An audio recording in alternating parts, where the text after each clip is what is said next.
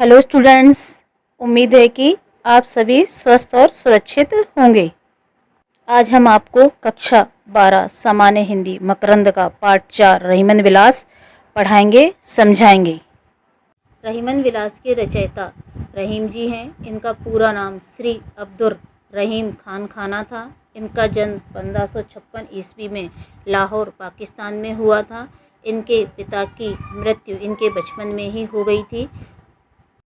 इनका पालन पोषण सम्राट अकबर की देखरेख में हुआ था। इनकी कार्य क्षमता से प्रभावित होकर अकबर ने सन 1576 में गुजरात विजय के बाद गुजरात की सूबेदारी प्रदान की थी।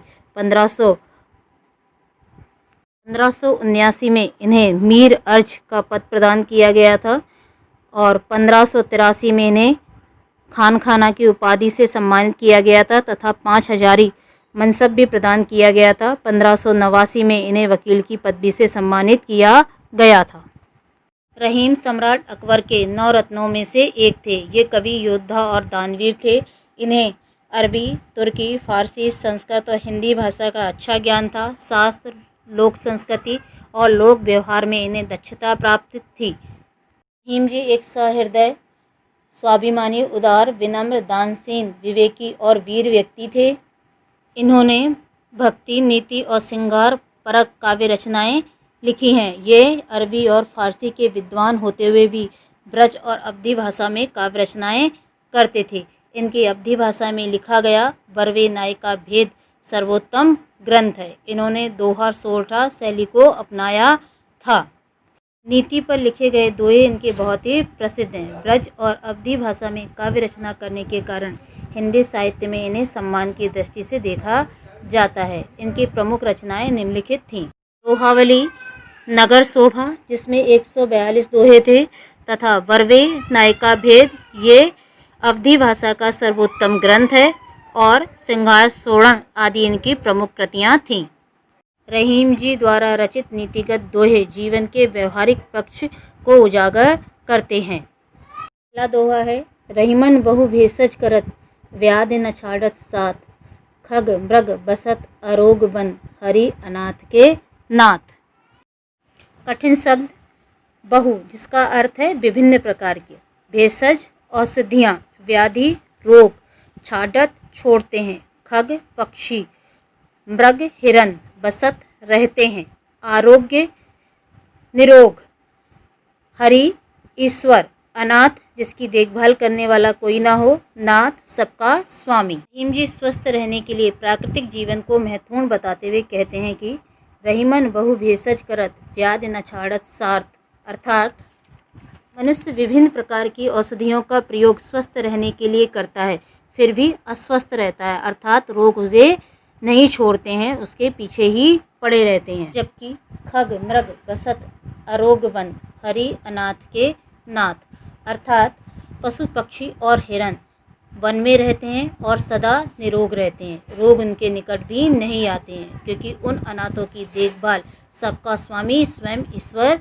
करता है। कहने का अर्थ है कि प्राकृतिक वातावरण में रहने से ही स्वास्थ्य में वृद्धि होती है, अतः मनुष्य को स्वस्थ रहने के लिए प्राकृतिक वातावरण में रहना चाहिए। इस दोहे का काव्य सौंदर्य है। पहला पॉइंट है स्वस्थ रहने के लिए प्राकृतिक जीवन को महत्वपूर्ण बताया है। दूसरा है अवधी भाषा का प्रयोग किया गया है। तीसरा है दोहा छंद है। चौथा है दृष्टांत अलंकार है। इस पाठ का दूसरा दोहा है, धन रहीम जलकूप को लघु जिए पियत अघाय, उदय बड़ाई कौन है जगत प्यासो जाय। इसके कठिन शब्द हैं। धन, धन मतलब धन्य, कूप कुआं, लघु छोटा, पियत पीकर, अघाय तृप्त, उदित समुद्र, जगत संसार या दुनिया। रहीम जी कहते हैं कि संतुष्टि प्रदान करने वाली वस्तु ही महत्वपूर्ण होती है, उसके छोटे होने से उसका महत्व कम नहीं हो जाता है।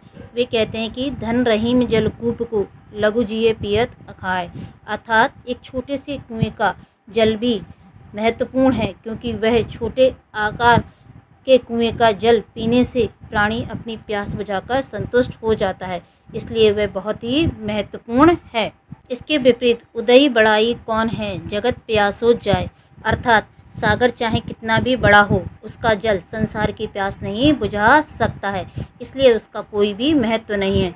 महत्वपूर्ण वही चीज़ होती है और वही बड़ी होती है जो दूसरों को संतुष्टि प्रदान करती है या दूसरों के उपयोग में आती है। इसलिए रहीम जी ने यहाँ बड़े समुद्र की अपेक्षा छोटे कुएं के जल को बहुत अधिक महत्वपूर्ण माना है। काव्य सौंदर्य। रहीम जी ने कुएं के जल को सागर के जल से श्रेष्ठ बताया है, क्योंकि कुएं का जल सभी की प्यास बुझाकर उन्हें संतुष्टि प्रदान करता है। तीसरा दोहा है, बसी कुसंग चाहत कुशल यह रहीम जिय सोस, महिमा घटी समुद्र की रावण बस्यो परोस।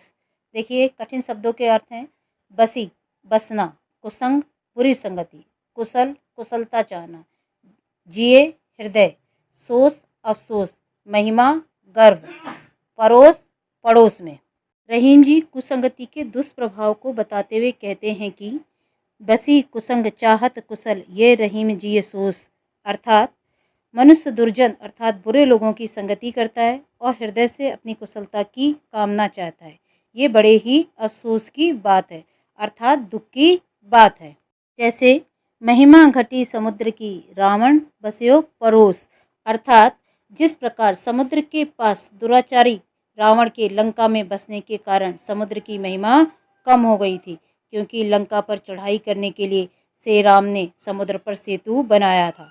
जिस समुद्र को पार करना संभव प्रतीत होता था उस पर सेतु बना दिया गया, जिसके कारण समुद्र की महिमा कम हो गई।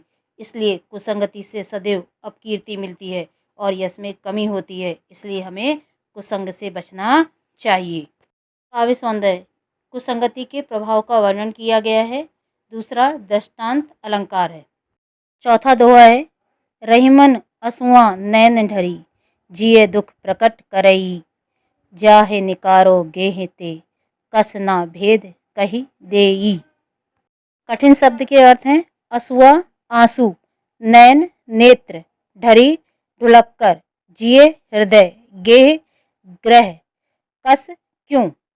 रहीम जी कहते हैं कि रहीमन असुआ नैन ढरी जिये दुख प्रकट करे ही, अर्थात आँखों से निकलकर आंसू दूसरों के सामने मन के दुख को प्रकट कर देते हैं। फिर चाहे कितना भी छुपाने का प्रयास किया जाए, सामने वाले को दुख या भेद पता चल ही जाता है।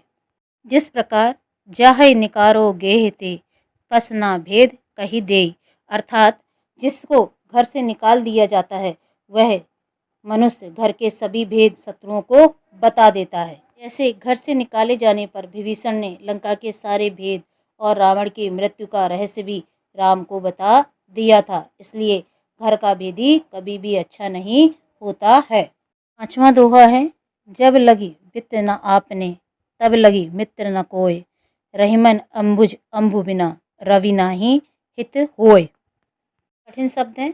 लगी तक, वित्त धन, कोय कोई भी, अंबुज कमल, अंबु पानी।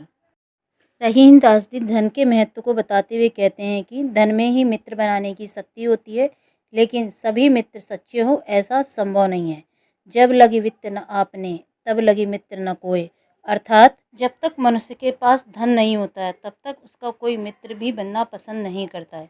जैसे ही व्यक्ति के पास धन आ जाता है तो अनेक लोग उसके मित्र बन जाते हैं, परंतु सभी सच्चे मित्रों ये आवश्यक नहीं है। रहीमन अंबुज अंबुबिन रवि नाही हित होय, अर्थात जिस प्रकार कमल पानी में उत्पन्न होता है और सूर्य की रोशनी में खिलता है, लेकिन पानी उसका साथ छोड़ दे तो पानी के बिना सूर्य भी उसकी भलाई नहीं कर सकता है। अर्थात जल के बिना कमल का फूल सूर्य की गर्म किरणों से मुरझा जाता है, उसी प्रकार धनहीन व्यक्ति का कोई भी मित्र नहीं होता है। इस दोहे का काव्य सौंदर्य है। पहला धन के महत्व को बताया गया है। दूसरा अंबुज अंबु हित होय में अनुप्रास अलंकार है। यहाँ पहले में देखिए आवर्ण, दूसरे में देखिए हा वर्ण की आवृत्ति बार बार हो रही है। जब एक से अधिक बार किसी भी वर्ण की आवृत्ति होती है तो उसे हम अनुप्रास अलंकार कहते हैं। छठा दोहा है, अनकीन्ही बातें करे सोवत जागत जोय, ताहि सिखाए जगाए बो रहीम उचित न होए।